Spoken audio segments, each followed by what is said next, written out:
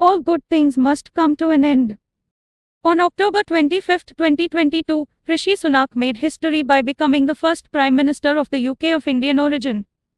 The people in the UK might not have felt it as much, but in India, we were extremely proud and joyful. And now, I must say, an era has come to an end. It feels significant because, even though Rishi Sunak didn't remain the UK Prime Minister for a full 2 years, his impact was immense. He attended numerous international summits and worked diligently to improve the UK relations with India. So, now that Rishi Sunak has left office, we reflect on his legacy and the substantial influence he had during his tenure, despite its brevity. I've called Sir Keir Starmer to congratulate him on his victory. Today, power will change hands in a peaceful and orderly manner, with goodwill on all sides. That is something that should give us all confidence in our country's stability and future. The British people have delivered a sobering verdict tonight. There is much to learn and reflect on, and I take responsibility for the loss. To the many good, hard-working Conservative candidates who lost tonight, despite their tireless efforts, their local records of delivery, and their dedication to their communities, I am sorry. When the UK elections were announced, there was a general expectation that Rishi Sunak's Conservative Party, the right-wing party of the UK, would face a tough challenge.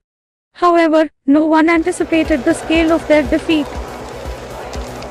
The Conservative Party lost a staggering 250 seats compared to their previous tally, a much larger drop than expected. On the other hand, the Labour Party, which has now secured a resounding victory with a complete majority, has won 205 seats. This landslide win indicates a significant shift in the UK political landscape. What an amazing reception. We did it! You campaigned for it, you fought for it, you voted for it, and now it has arrived. Change begins now.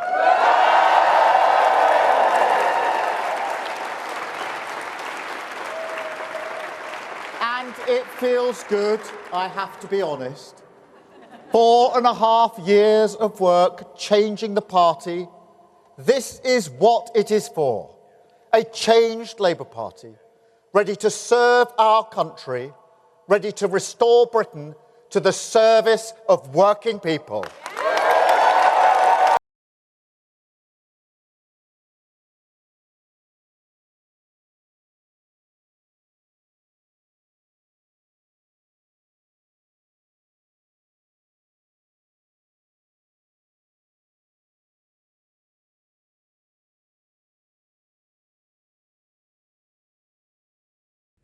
Given the Labour Party's strong majority, the question remains, will the new Prime Minister foster a friendly relationship with India, or will they adhere to the traditional stance of their party? Only time will tell how this new leadership will shape UK-India relations moving forward. Keir Starmer is poised to become the new Prime Minister of the UK, and he has declared that change begins now. This promise of change is a familiar refrain from new leaders, often accompanied by high hopes for a fresh direction. But what does this change mean from an Indian perspective? It's essential to understand the context of Starmer's Labour Party, a left-wing party in the UK, which has historically been seen as somewhat anti-India.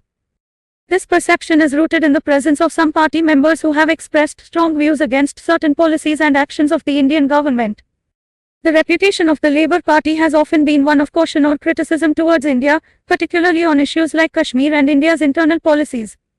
When Labour won, one of the first questions posed by the world media to them was regarding their track record with India. Many were curious if this anti-India sentiment would continue under Starmer's leadership.